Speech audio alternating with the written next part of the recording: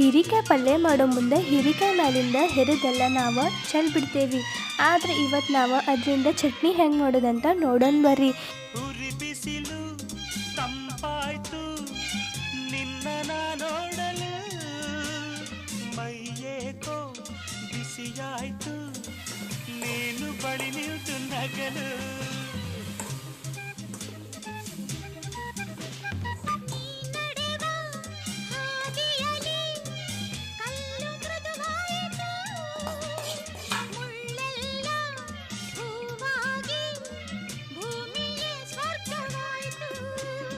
ನಿಂತಲ್ಲೇ ನೀರಾಗಿ ನಾ ಕರಗಿ